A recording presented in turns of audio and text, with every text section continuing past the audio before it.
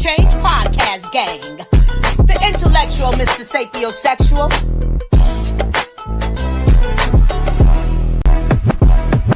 That's all you gotta do, be you.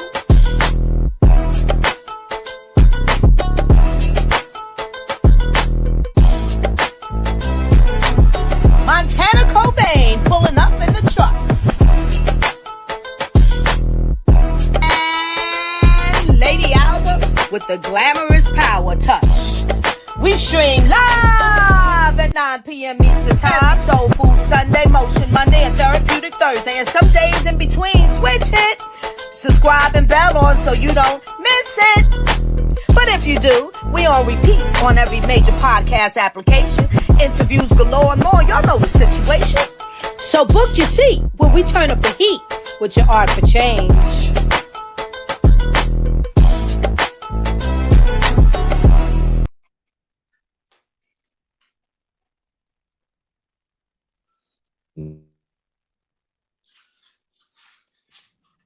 And we are live. What's going on, art enthusiasts and change makers? Hey, man, it's another episode of Art for Change podcast. I am your host, Mr. Sapiosexual. Today is Take Two Tuesday, and my co-host in the building. You already know it's your boy BU. Let's get it. That's all you gotta do. Let's get it. Hey, man, the original Ed is to my right. What's going on, Playboy? Be here or be square. Be here or be square, absolutely. And the queen in the house, Lady Alba, how you doing? You're on mute, love. You're on mute.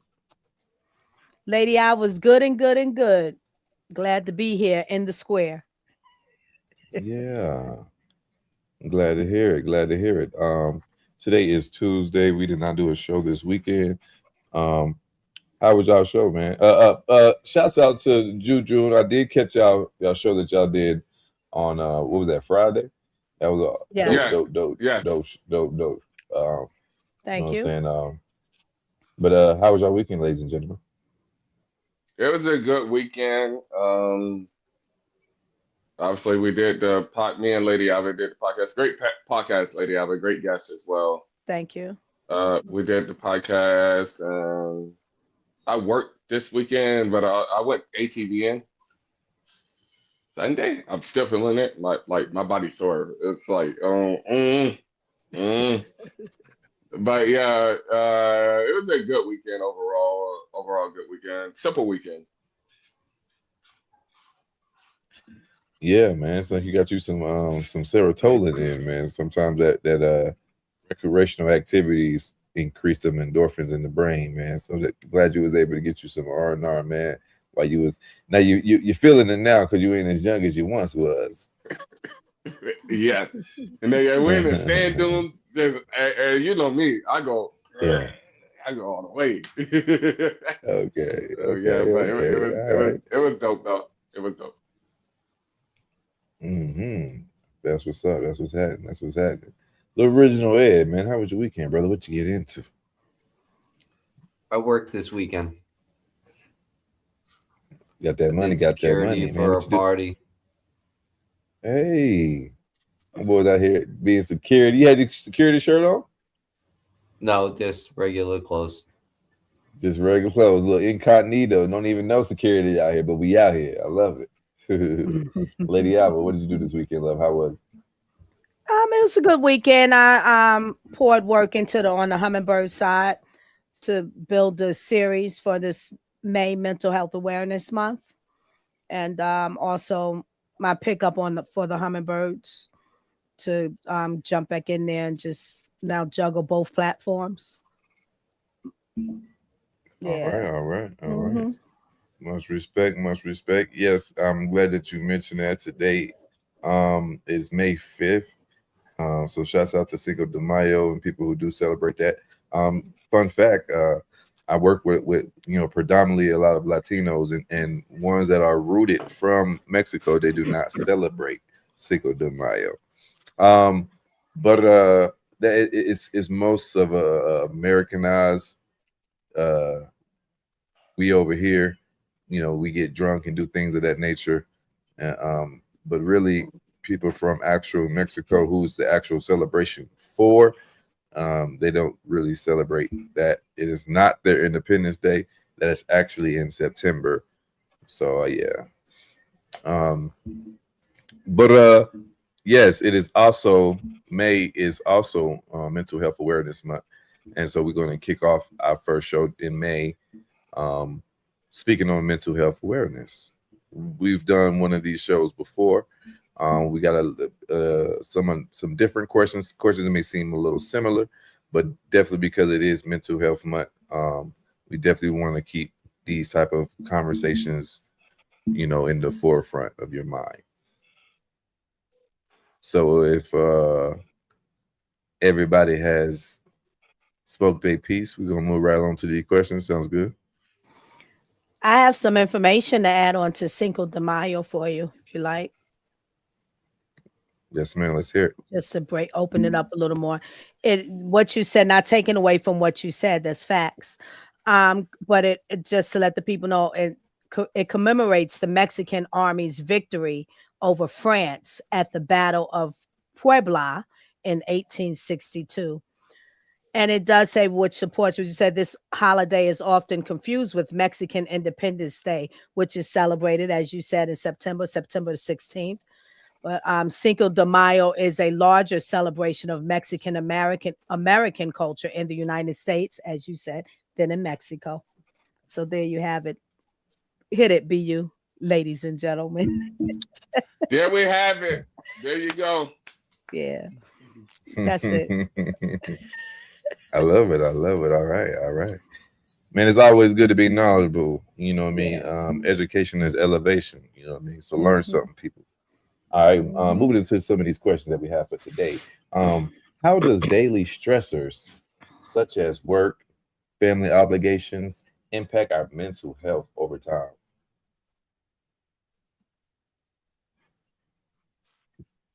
Original Ed, let's see you sit up, brother. What you got for me?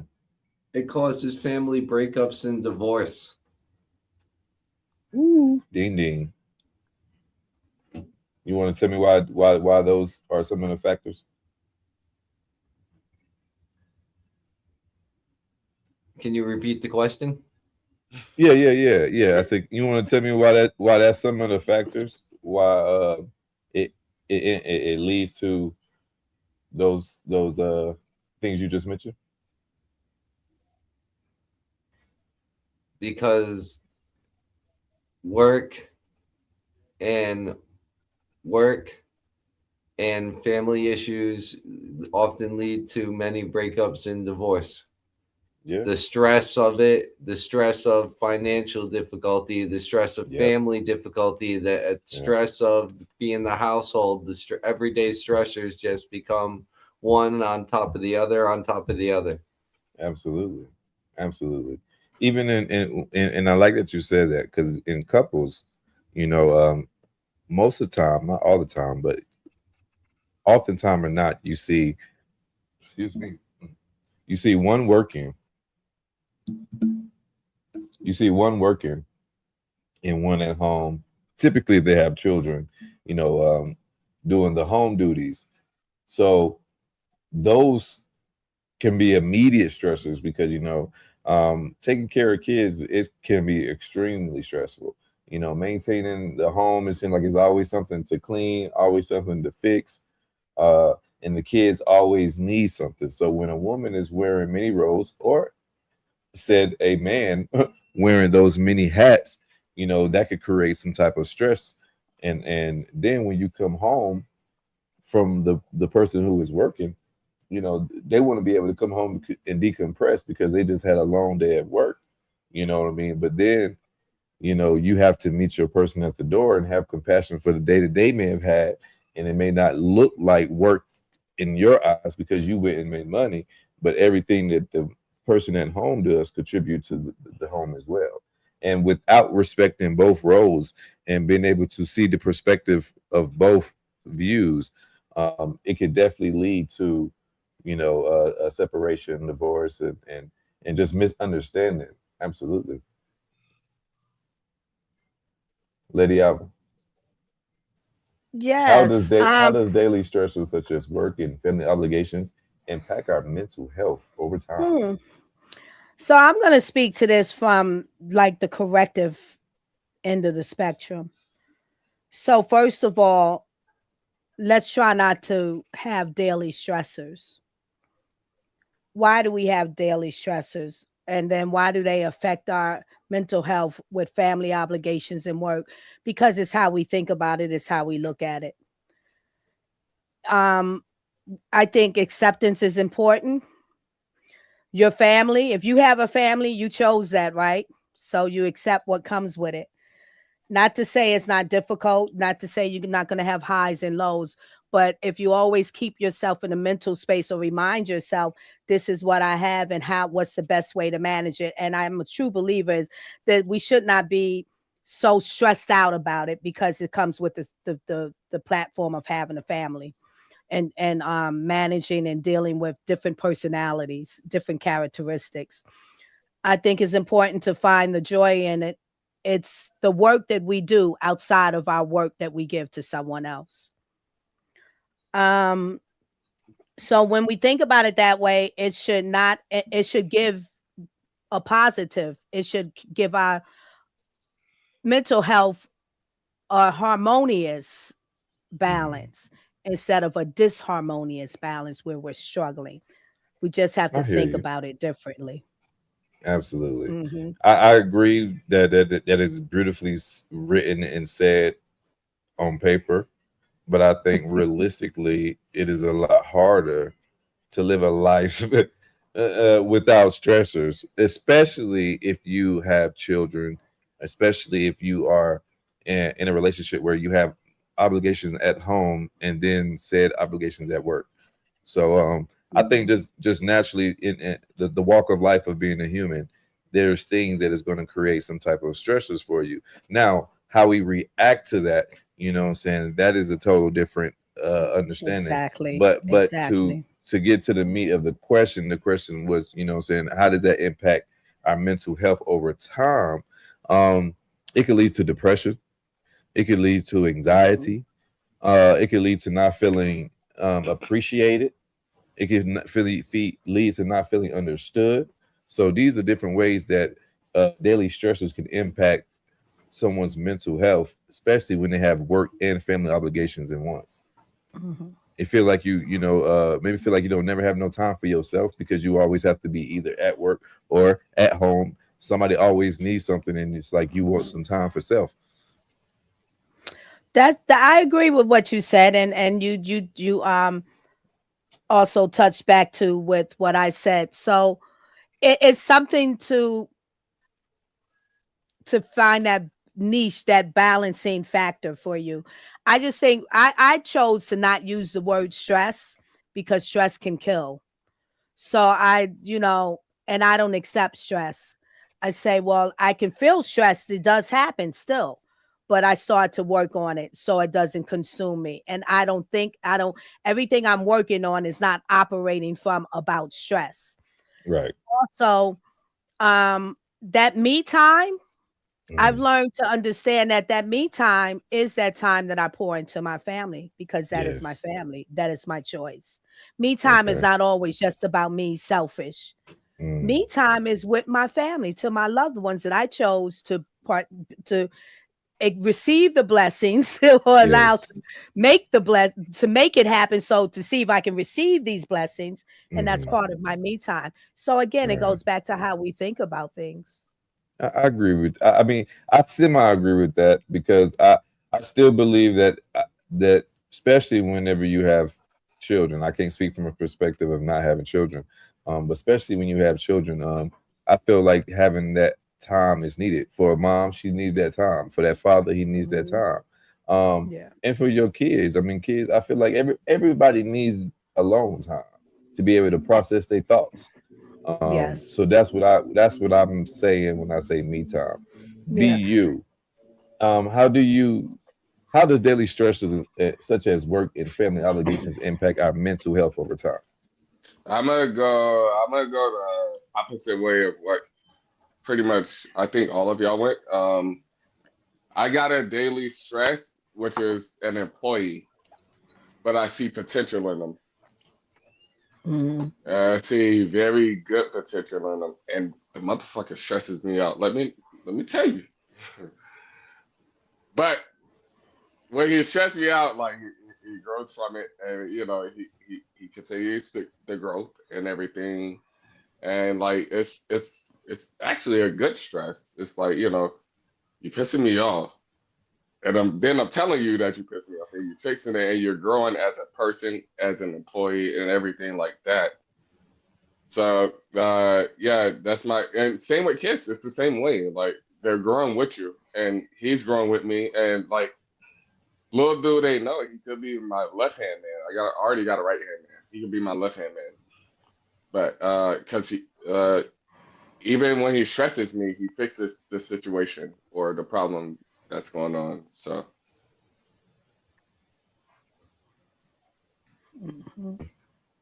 How does that impact your mental health over time? I gotta sit down and understand that I was there before. Okay. I was once that person. I was once that and person. then I just needed somebody to support me, and like, you know, that's all I needed. And then, you know, here we are.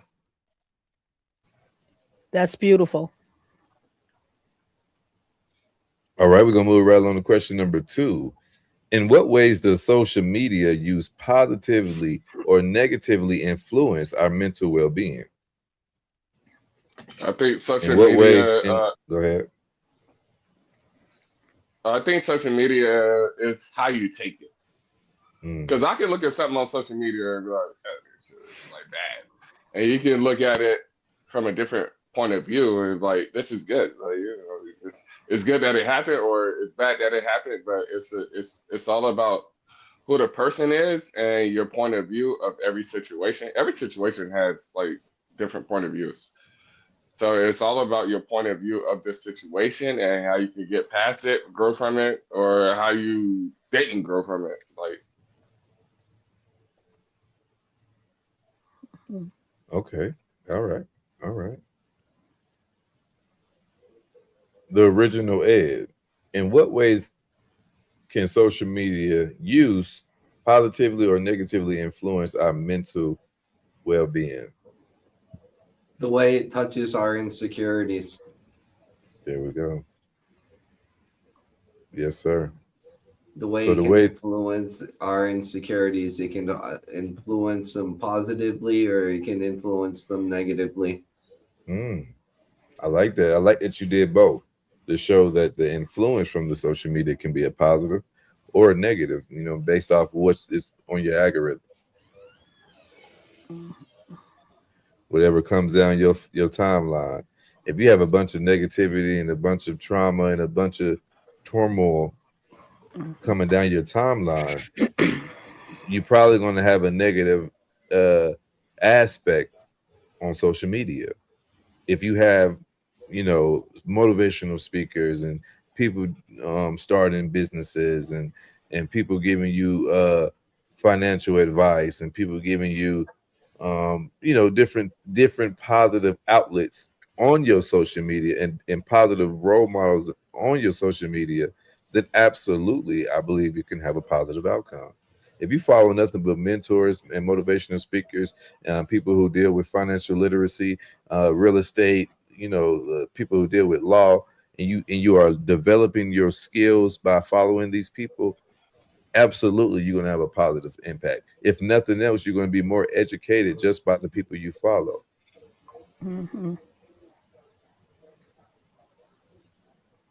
But I do agree with Marshall. I do believe that it's one of them things where it can be positive or negative. You know, the negative aspect is, like I just said, you know, once you follow a whole bunch of negative things, somebody who's a naysayer and somebody is sitting here to tear down your dreams and aspirations and always giving you doom stories, yeah, you're gonna have a negative aspect on life and social media, because that you constantly feeding that shit in your brain.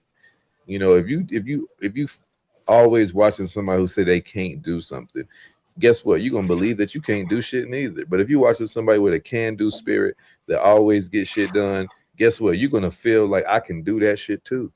That's just how it works, in my opinion.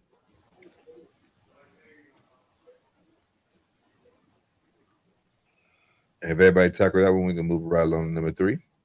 You didn't ask Lady Alva. Of course, Lady Alva. Hey, you better watch it. Better watch it. In what ways can social media use positively or negatively influence our mental health? Social media is a melting pot. So again, like you gentlemen just said, it can do, and it does do both. Positive for our mental health and negative for our mental health. But that's what all social issues do anyway. That's what advertisements do. That's what television does. But with social media, unfortunately, we have a flood of content, a flood of creators that don't seem to care about how it can affect someone's mental health. Yeah. So it's really geared absolutely. toward to destroy your mental health. Ooh. You know, yeah, it is. People, human beings are so impressionable, right? So when I was raised, you wouldn't even see a husband and wife sleep in the same bed or kiss, or there was no sex that you saw in movies or television shows. And you have to think, knowing that is for a reason, because they're not trying to influence you that way. Yes. So it's like they knew something that maybe they didn't know what they knew, but they knew something. So we didn't get that. Today, that has gone out the window. So you can't, once you have something there, you put something on a plate for somebody to eat. All it takes is one to try it, and then here comes more. It's like you see one mouse in your house or one roach, you got more to come. You know? So you have to care. To me, you have to care about what you're producing and what you're putting out there, because you can't just say and leave it a blanket lie. Oh, well, you don't have to watch it. Yeah, some people are good at controlling or managing, not controlling, managing what they take in and what they don't take in. And most of the times that's the adults. And most of the time it's seasoned adults. It's definitely not most of the time our children. Do you know what I'm saying? Because curiosity does kill the cat. And there it is. So as a creative myself, and definitely on the hummingbird side, I like to just push content that is pollinating, and that is all I watch. That is, although I do watch some of that is not, well, it pollinates me to learn about human behavior. So it also is that while you're watching this thing that seems to be destructive, you know, and corruptive, but you can learn something if you're looking at it in a way to learn about the spectrum of human behavior.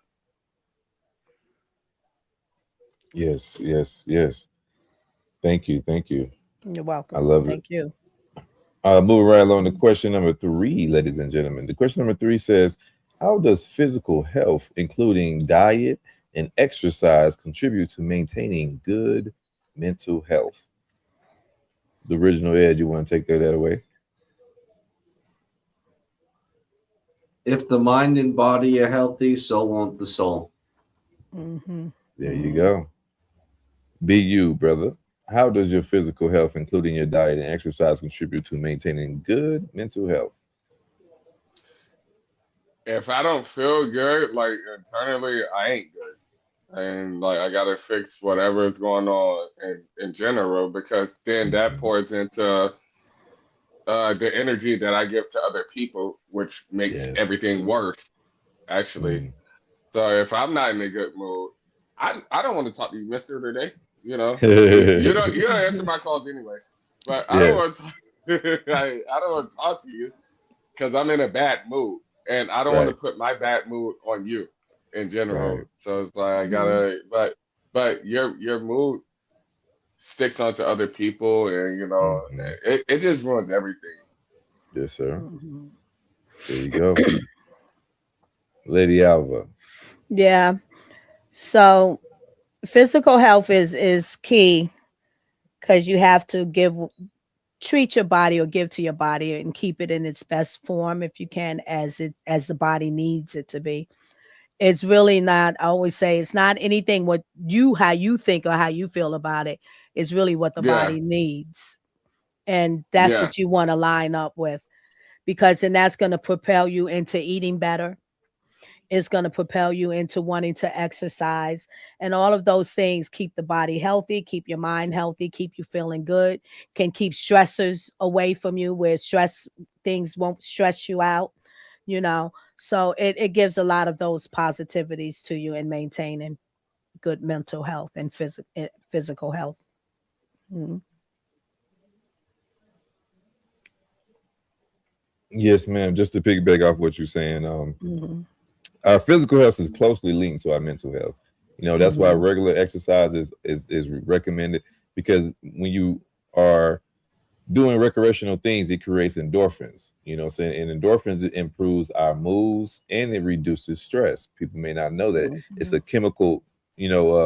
Whenever you are having anxiety, that is a chemical imbalance in your brain. So a balanced diet is always good. You hear the phrase, "We are what we eat."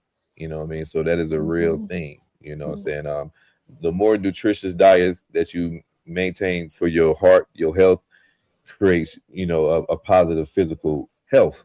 And whenever we are doing things with a lot of sugar, that kind of blogs our brain and slows us down, and that can have negative effects on our mental health. Dairy is a mood altering food, and it has different alterations on our health.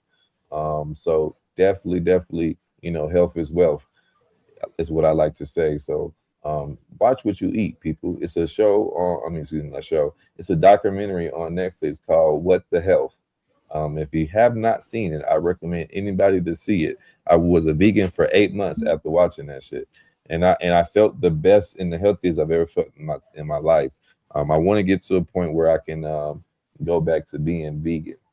Absolutely, Mhm. I lost a lot of weight, and I didn't like the weight that I had lost. So that's the only reason why I started back eating meat, ladies and gentlemen. I was just Yeah. about to ask you Mhm. because hey, you promoting it Yeah.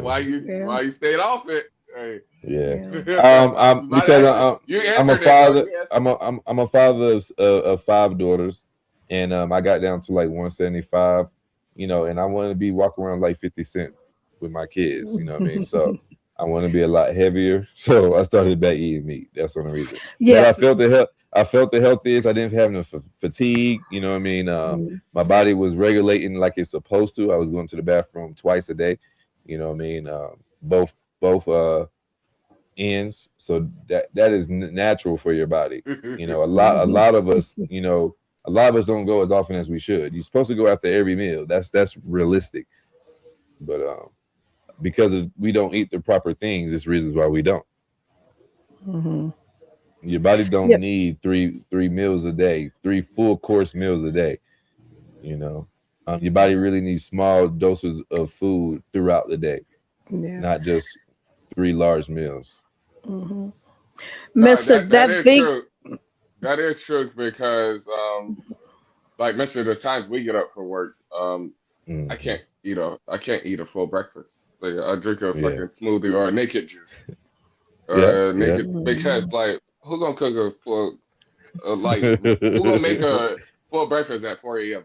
Like Right. I drink a Yeah. naked juice or some Yeah. kind of Man, your nutrient. metabolism through the roof anyway, bro. You can have a bad poor diet and nobody never noticed. Mhm. Yeah, but still it don't matter. And still I feel it. Yeah, Nobody yeah, noticed, but I feel it. Mhm. right. you know. Absolutely, absolutely. Uh, Now, eating heavy like that make you sluggish. What you got from the lady album? yeah, the vegan I don't diet. I don't like to say diet, but the vegan way of eating. It Lifestyle. has it lifestyle. It has its difficulties from what I've understood, come to learn, because the body needs a certain amount of protein and other things too, but just on that protein level. And Hmm. there's other foods like legumes where you can get protein from, and Hmm. peanut butter, but it doesn't seem to be enough for the human body and what the meat gives you. So a That's lot funny. of vegans have gone back to going back to eat some meat, or even by their doctor saying you have to eat some meat now. you know, because the body needs it. So all I'm just saying is I'm not against it. It's just it seems to be a very intricate way of lifestyle or diet to eat to get the fulfillment of what the body needs. Right. Right. So when you become a vegan, you want to make sure that you do your research and make sure that you are putting the proper nutrient in your body. When you go buy all these byproducts to try to eliminate meat, but you are still doing a lot of things that is in the byproduct process that is processed, you're still doing yourself a disservice. So I said that to say, so here's two things. First off, it is a myth to say that I need that the only way that I can get protein is by eating meat. That is a complete myth. And the only reason why I'm elaborate that is because two of the most strongest animals that we can think of are completely vegetarian. Herbivores, yeah.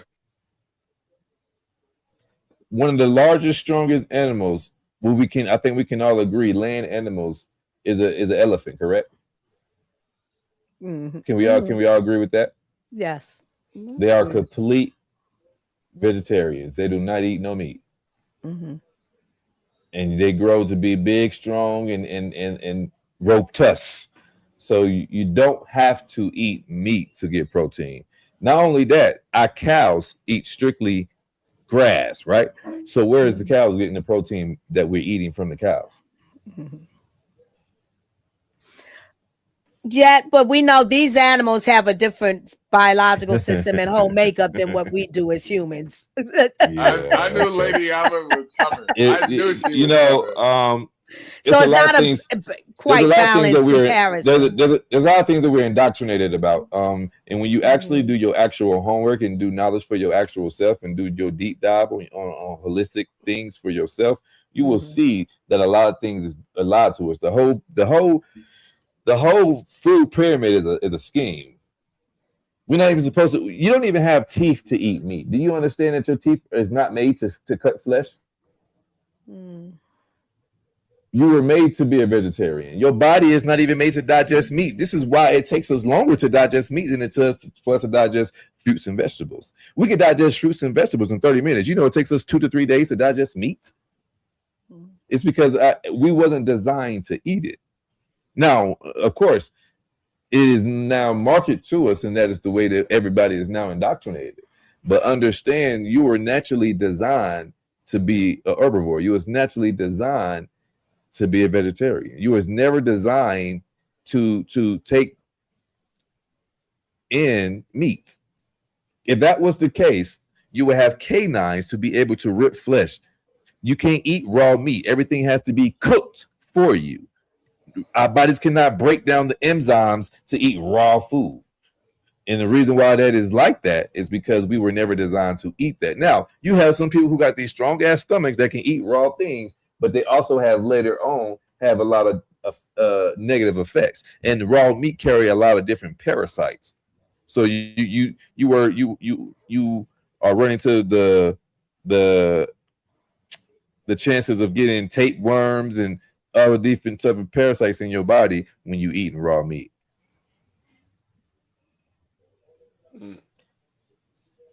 I'm not speaking from a place of ignorance. If you know what I mean, I did my homework, so that's the only reason why I'm so passionate about that statement. Because like I've heard, that was my main argument when dealing with people who were saying, "Oh, then where are you getting your protein?" The real question is to all of us is where are we getting our fiber? Because 80% of America have fiber deficiencies, and this is why we don't regulate like we're supposed to. This is why we don't go to the bathroom like we're supposed to. This is why colon cancer is so high in melanated individuals. Food is a very broad topic, and it's very. Hey, you're a chef. It's essential for our lives, for our existing to continue in our nourishment. But it's a very broad topic.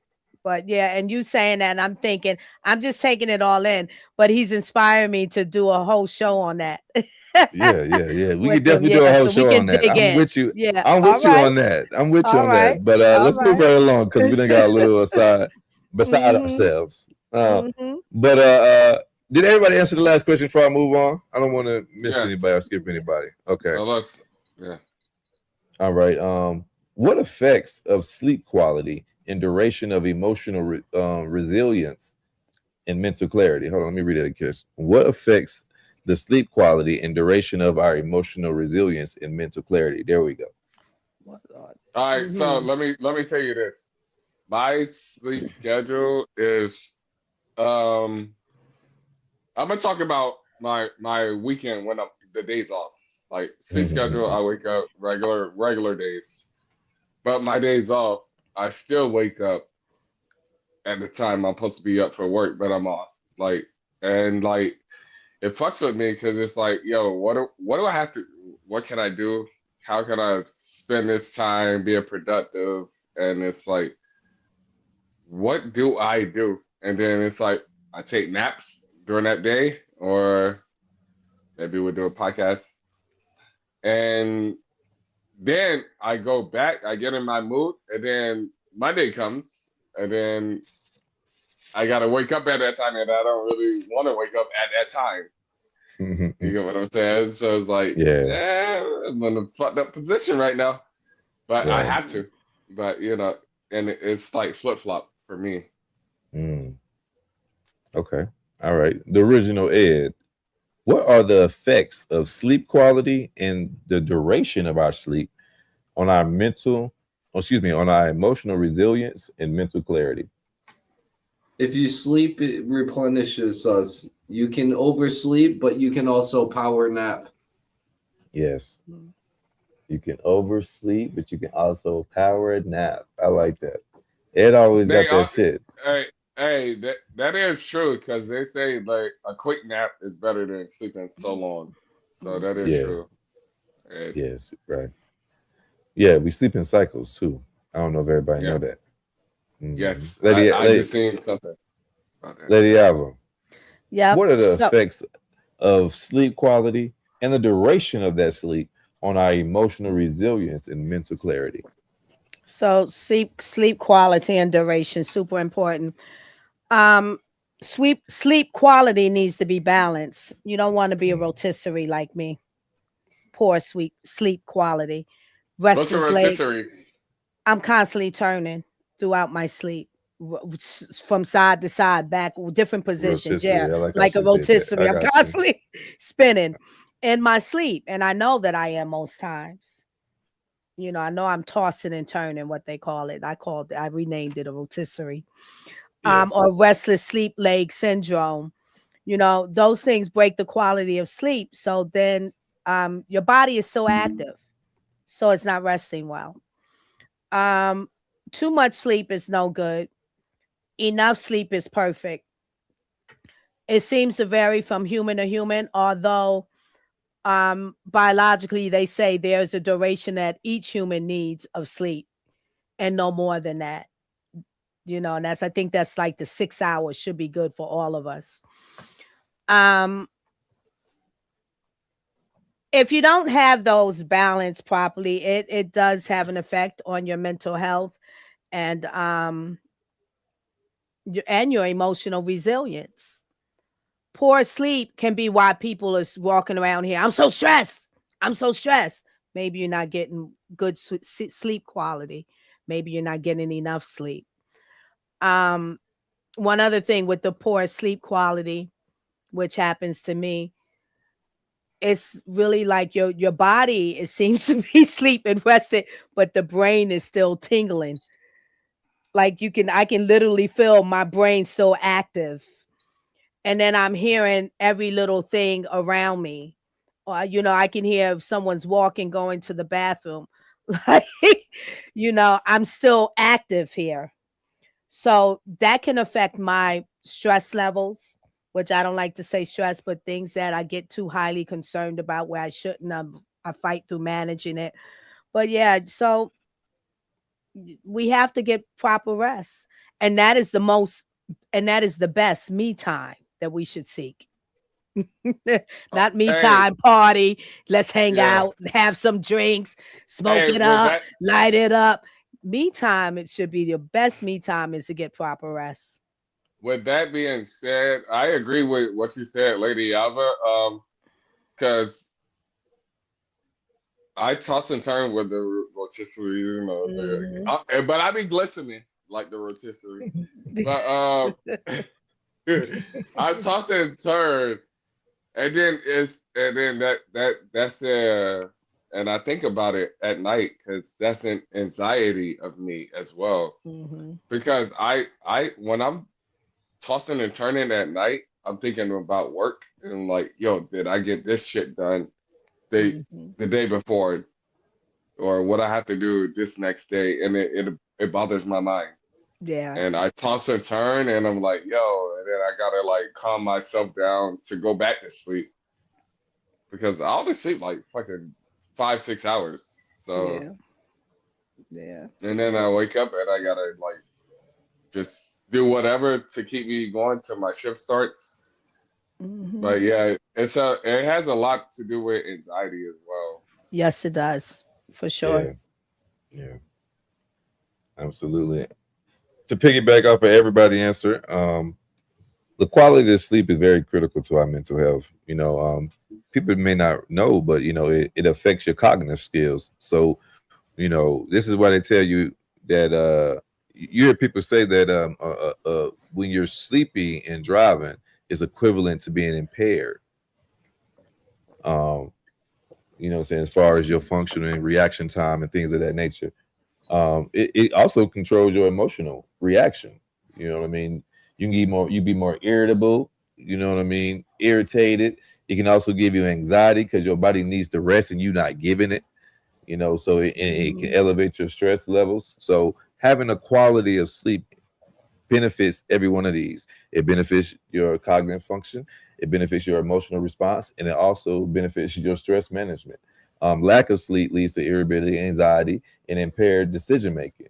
So we're establishing a good sleep routine, which is critical. And everybody amount of sleep that they may need may differ between individuals, like Lady Alva said earlier. Some people may need 4 hours of sleep. Some people may need that full 8. But I do recommend that we do get some rest. Do not burn your candle at both ends without letting your body rest. You know what I mean? So when we are getting a good routine and we have a consistent sleep pattern, that elevates our mental clarity. Well said. Yes. Well said. Can I want to add something into that, because what I find, and this is what I'm gonna add into. And even if you don't get proper rest, whatever, definitely think about managing what you're gonna take in.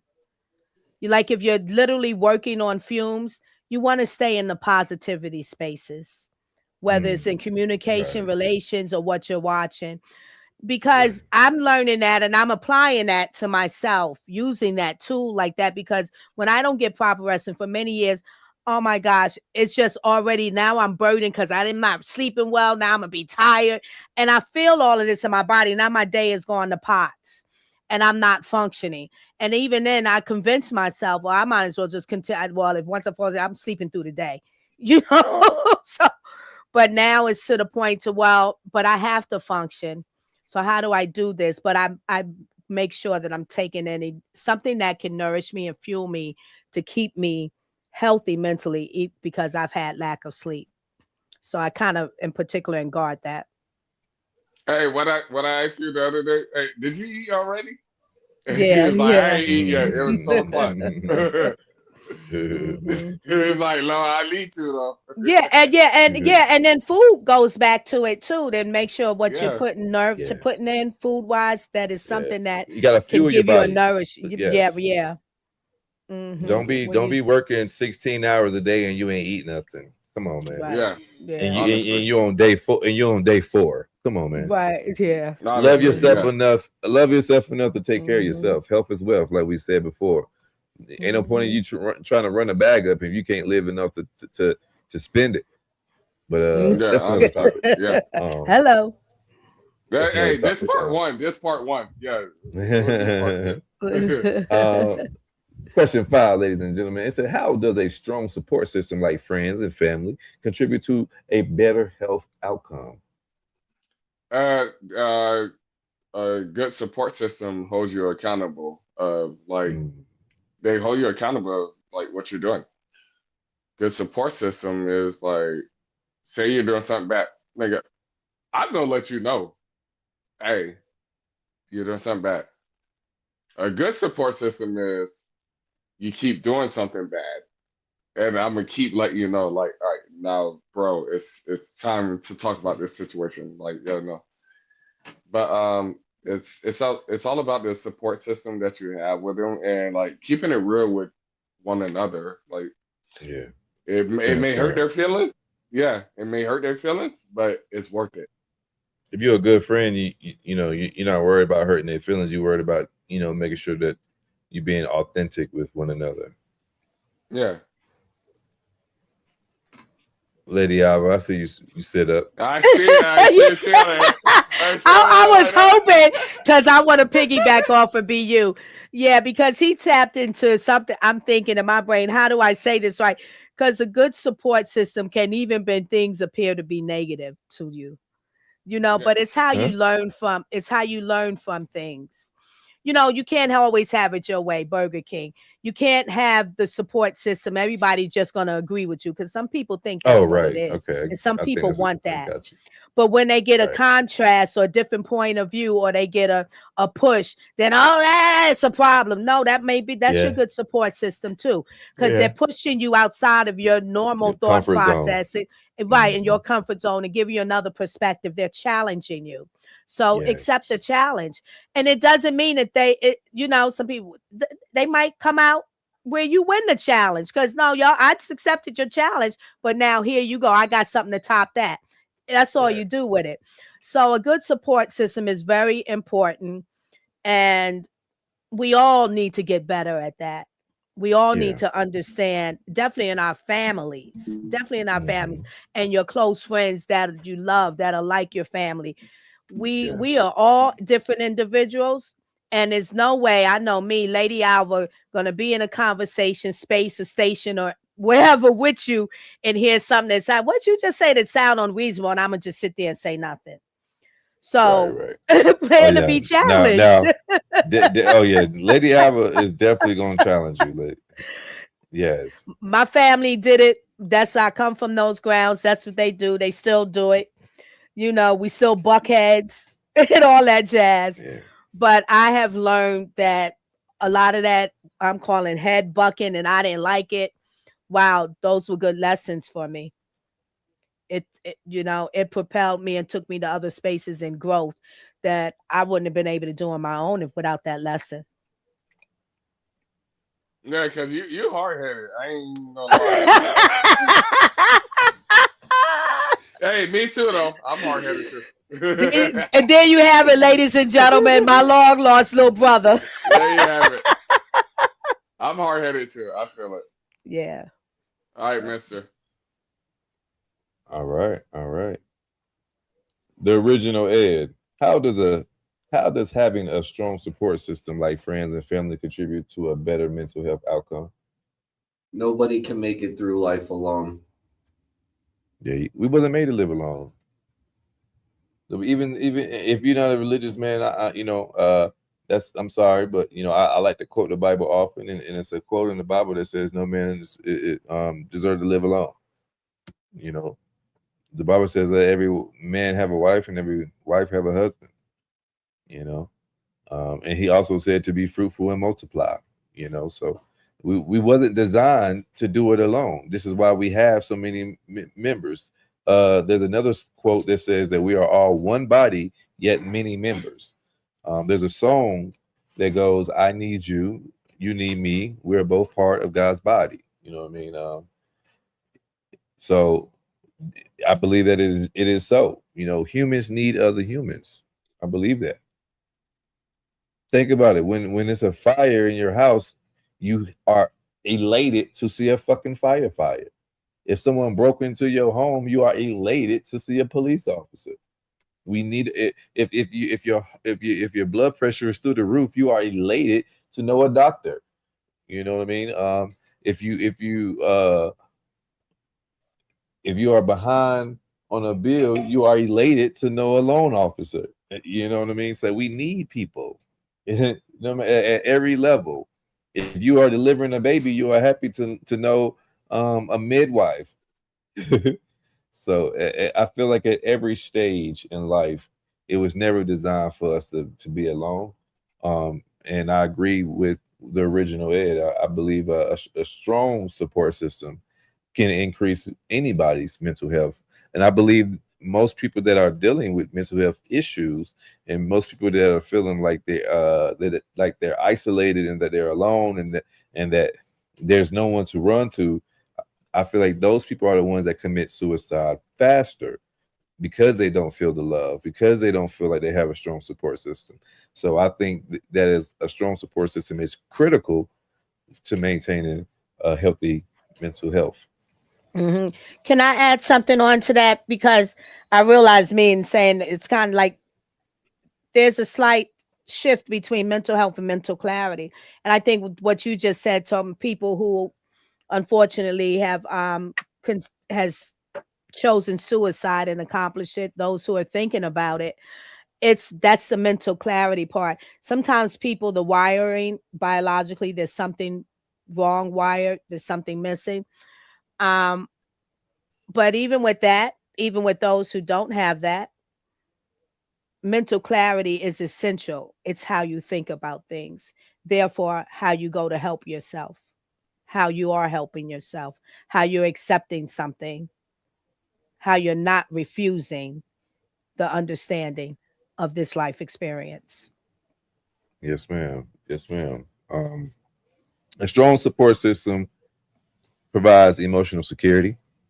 It reduces the feeling of isolation, and it offers the practical help, knowing that if something come up, I got somebody that I can call on.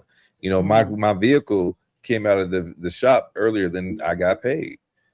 I was able to call BU and get a loan on the money so that I can get my vehicle sooner. You know what I mean? If we didn't have people, we're not supposed to tell the people that. I don't want people asking me for money.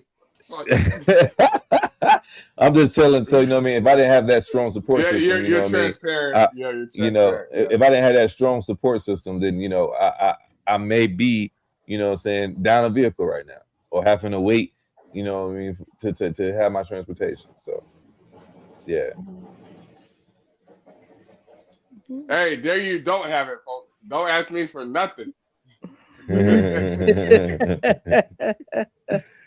Absolutely. See, my credit is good with BU though. You know what I'm saying? We're good. That's the underlining thing. You know what I'm saying? I got good credit. You know what I'm saying? I pay my dues. If I tell him I'm gonna give him his money, he knows it's coming. So all right. People are very, very, and people.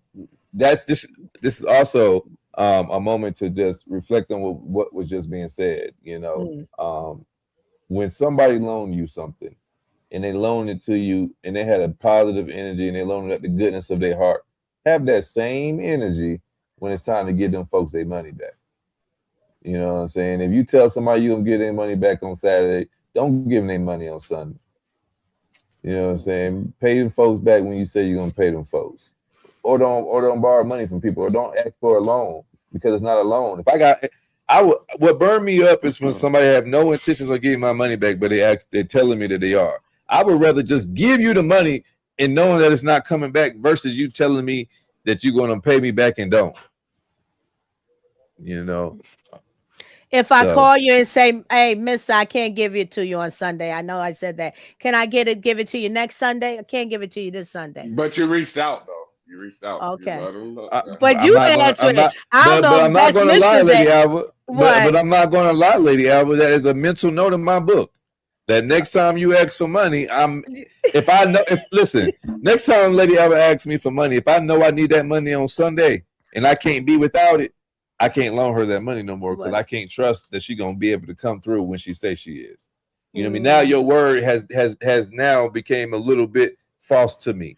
If that makes it, because all we have is our name and our word in this world. Yeah. So as soon as you mess up your name, or as soon as you mess up your word, the other one is messed up as well. All right, so the opposite of you is I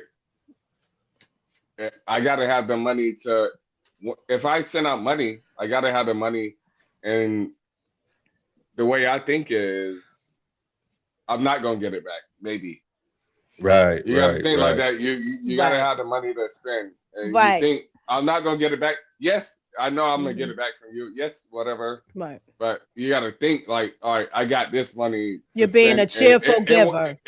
and it won't hurt me. No, what I That's the think is thing. I think that's what he's saying. He's basically Yeah. saying like, if you don't have it to give, to where if they don't pay it back, it's gonna hurt you. Don't even be in a position to give it. You know what I Right, mean? because he can't. There's Exactly. no Already- assurity. already- Right. Already, Right. already counted as a loss as soon as it is given. You know what I mean? So that way, when it's Right. given back, it's just like, oh shit. Right. You know what I Right. mean? Because I didn't even I wasn't expecting it to return. But you see, know. when I just interjected, because I wouldn't count it as a loss, I just count it as a giving. Be a cheerful giver. They said they would pay me back, but see, I don't like that we humans play the game of entrapment with one another, because your perspective, mister, is entrapment. You know, you want to hold someone super accountable, because you don't know, life Super comes, accountable. life things happen in life. And they might have had every good intention to commit to that, but then they found out they couldn't. So they ask, hey, and let you know, that shouldn't damage anybody's name or anything like that. But it not one shot. If it's So it happening sounds- a regular thing with a Sounds person, like Lady then Albert don't be paying her people back on time. no, that's not what I'm saying. And if it happens more with, say, the same person, and you just look at it, well, that's the person. They not a good steward financially for themselves. Mhm. But Yeah. if you're gonna give, like BU said, you just be a cheerful giver, because I can't afford to give it, because there's no guarantee that I'm gonna get it back. Right. Be a cheerful giver, and that's what God tells us to be. That's what that means. Nah, hey, just I'm on Lady Albert side right now. Actually, Mhm. I live in Vegas. Like, it's all gambling. I'd rather spend money on my friends than just waste my money on these machines and all that. Like, come on now. Yeah. Yeah. We can agree to disagree. If you said you're gonna do something, I'm gonna hold you to that. If you don't do it, I'm not gonna hate you. I'm not gonna treat you any less. But that is a strike in my book. Yes. Yeah. Fuck that. I don't give a fuck how y'all Mhm. feel. Y'all can't change my mind with that. Do that mean I like this kind of mister. I like when he's aggressive. like do that mean that I will never ever do something for that person again? That's not what I'm saying at all. So so I definitely disagree with the entrapment. I'm a word person. Come on, I'm Mr. Sapiosexual. I am a poet. Words is Let's a real thing go. to me. Words is a real thing to me. The conversation that we had has nothing to do with entrapment. Me saying that if me holding you to your word is not entrapment. So we're gonna have to use a different word there. That's debatable. That's debatable, but that will be on that, and forget about where we are. We can agree to disagree and move right along.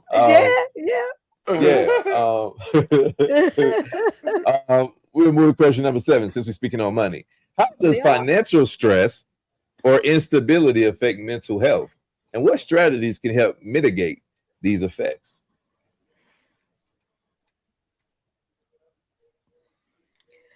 Who's going first? Me? I'll jump in first. Yeah, jump in.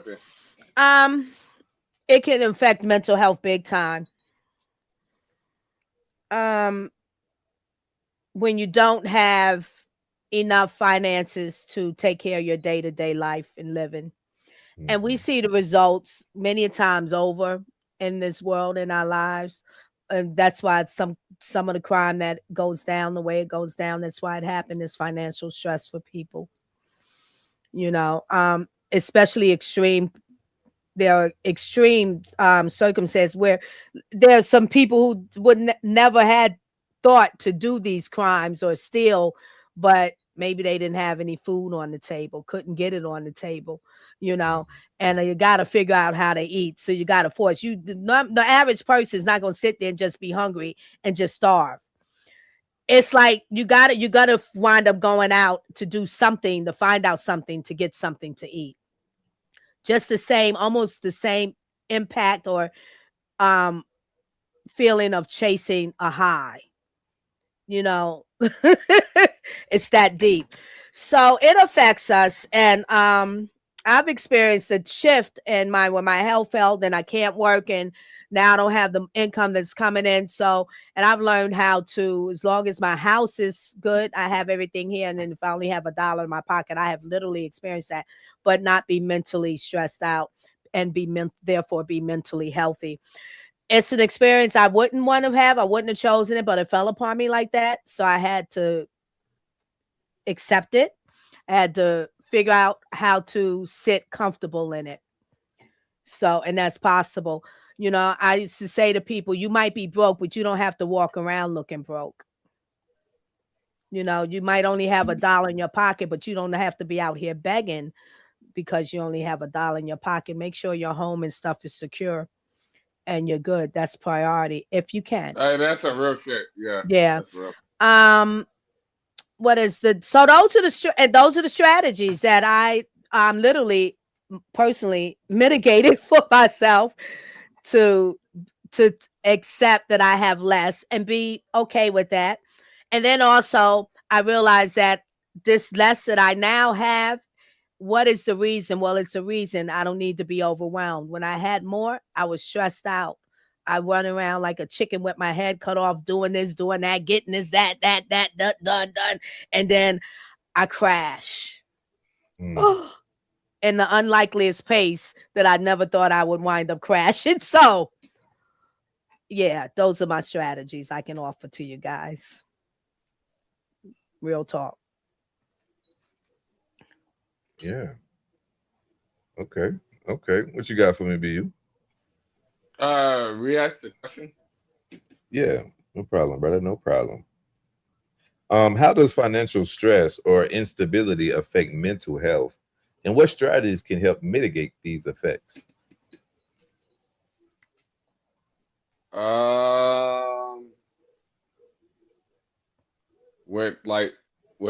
What my job is like, not even what my job and what my field is, you never know what's next. So it's like, and then you can never save enough at the same time. You can cause it's an ongoing thing, but you never know what's next. You can never save enough because some shit always happens. It's ever. What do you call it? Inevitable? Inevitable. You got it. Yeah, Yes, inevitable. Yeah, inevitable. Inevitable. Yeah, inevitable. Inevitable. Yeah. But yeah. So it's like, situations happen and then it hurts, and then you get to a point where it's like, where and why, and then I'm gonna get deep on y'all. Where and why and how. All big questions. These are all big questions. How did I get here? Mm-hmm. Where did I go wrong? Why did I do this? And then why did I make this choice over this choice? And it gets deep. It gets deep with that. And then the way you handle that is like, you try to figure out where you went wrong. And sometimes you didn't go wrong. Sometimes you just did the right thing, and that's what it was. Sometimes you didn't go wrong, and then you got to grow from it, but you got to learn from it. Mm-hmm. What strategy did you use to mitigate financial stresses? I learned from my mistakes. That's a strategy. You learn from your mistakes. You learn from what you did wrong. That's definitely some things in life, like B you just mentioned. Sometimes you have to experience it in order to know how to handle it. Some things you're not going to know until you actually are in it.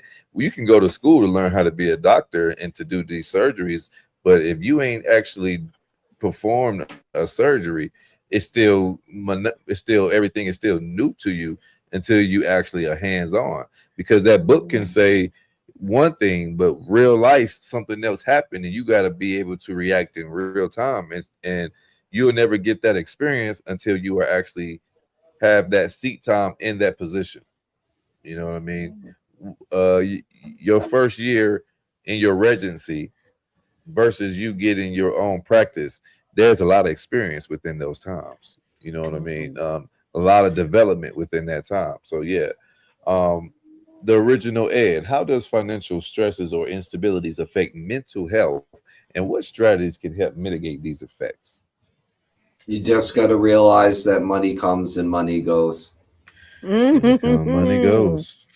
Hey, it comes and it goes, man. And I tell you a secret. It goes a lot faster than it's earned. You know what I mean? You worked all week to get that check. You can spend that whole check in 2 transactions in one day. So, for sure. Yeah, it definitely goes quicker than it comes. The original Ed, you're on your 2 sentence, no, your 1-2 words comment right now. I love it. Well, being that you said that, I have to say, and to support that, to let the people know, who don't come from his era or mine, he's given a lot of old school foundation. This is not the only show he's done this. Yeah. And that's how it was for us. Money come and money go. Like, you know, like what? Yeah. And we had to accept that and learn what that really meant, the substance of that, you know, and it was just that simple. You don't need to say anything more. So I love it. I love it. Yeah. I love that he's given us that. Yeah. We have one more question, then we'll jump into the fun facts and celebrity birthdays, but I'm going to reiterate this question here and answer it for number 7. Then we'll move to the last question for the night. It says, how does financial stress or instability affect mental health with strategies, and what strategies can be helped to mitigate these effects? Financial stress, like we've done said it many times before, different stresses, but of course, especially financial stresses can lead to anxiety. You're not knowing where the money gonna come from, or if the lights gonna be cut off, you know what I mean? Depression, feeling like you ain't good enough because you ain't made enough. Feeling of helplessness, you know what I mean? Like I work a 40-hour job, you know what I mean? And I still ain't made enough money to maintain my bills, you know, and especially if you have that lack of support system, you know, or maybe you didn't do as well in school, so you don't have as many options as other people, you know. Maybe you don't have as many skill sets as everybody else, and you don't have the confidence to learn something new. So all these can make you feel helpless, and especially when that money is dwindling, you know, that can definitely put you in a downward spiral mentally, in my opinion.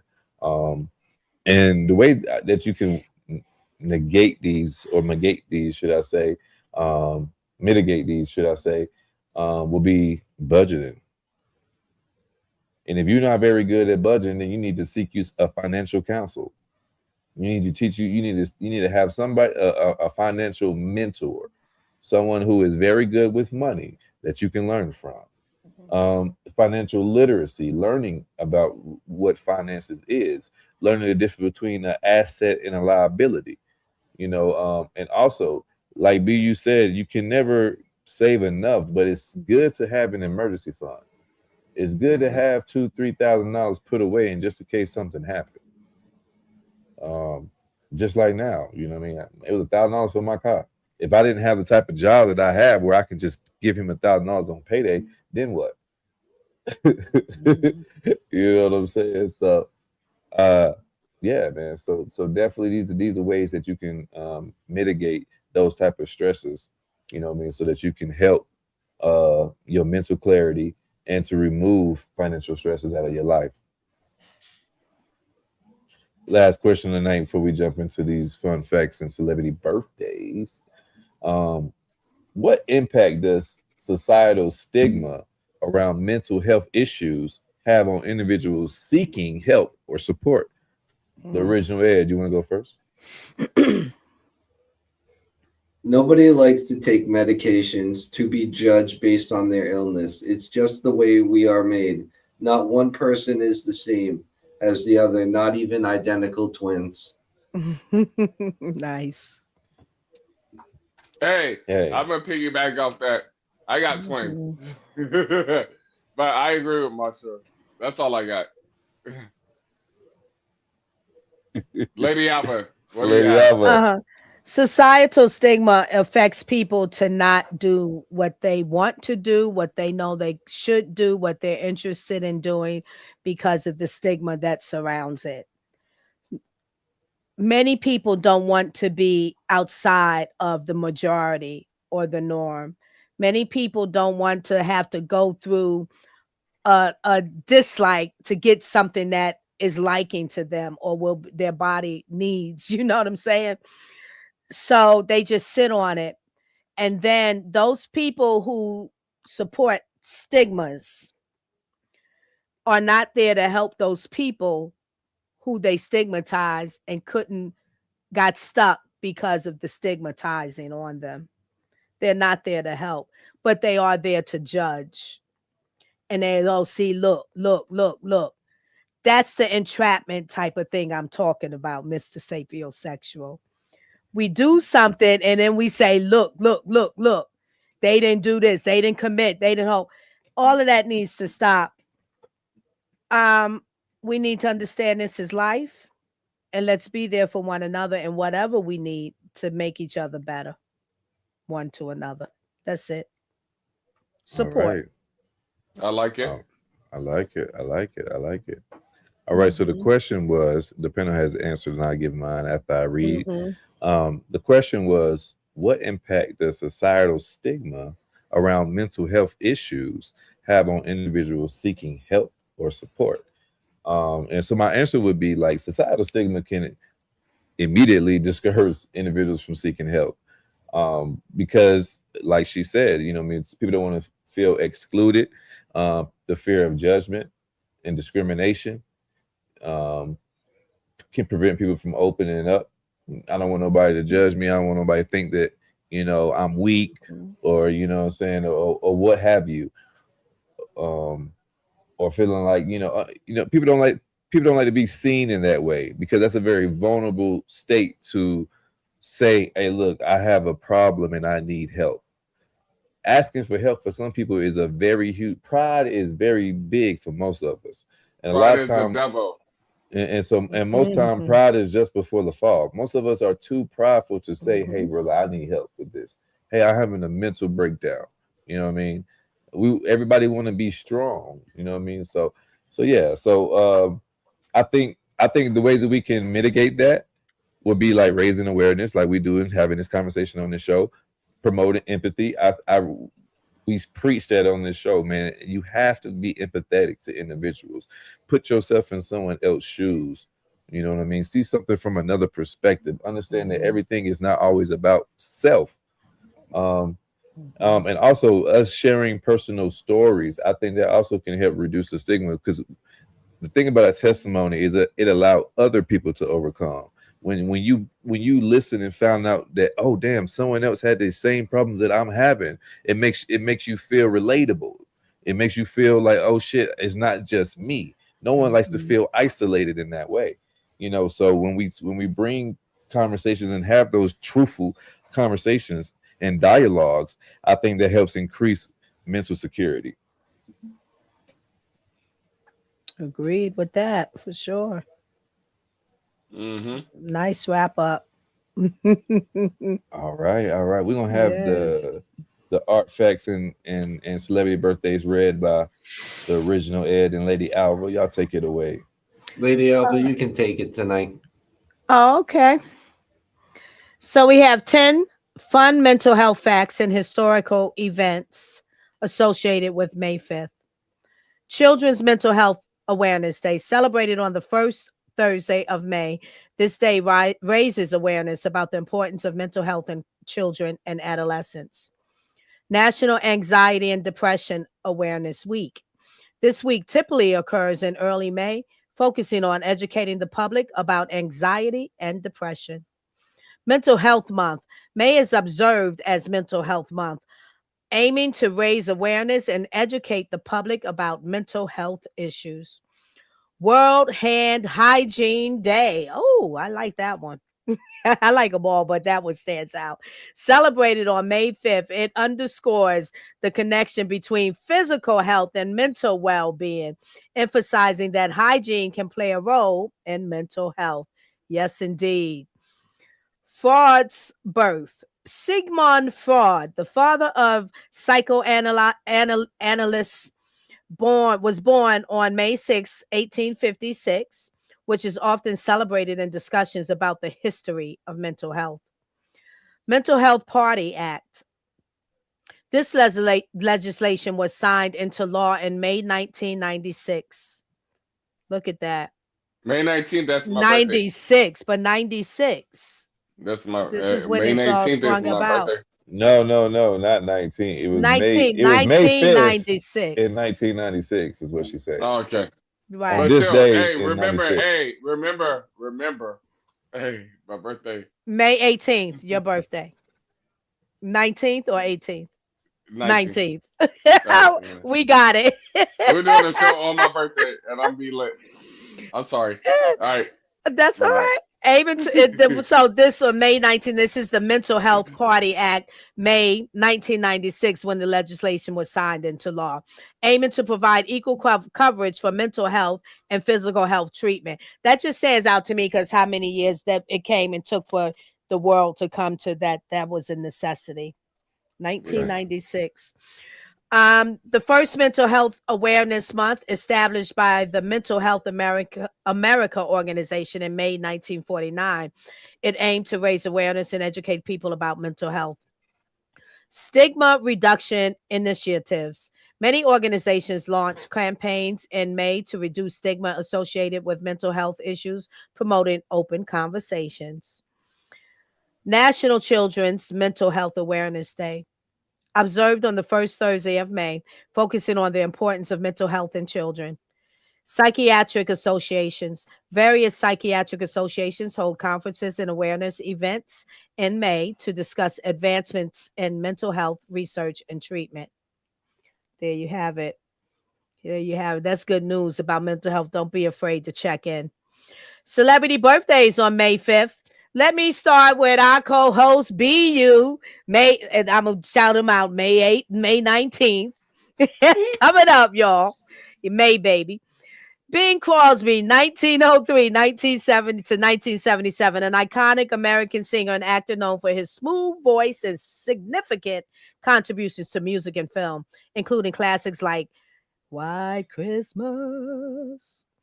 Henry Cavill, 1983, a British actor best known for his role as Superman in the DC Extended Universe and Geralt of Rivia in The Witcher series. I love The Witcher. Do you?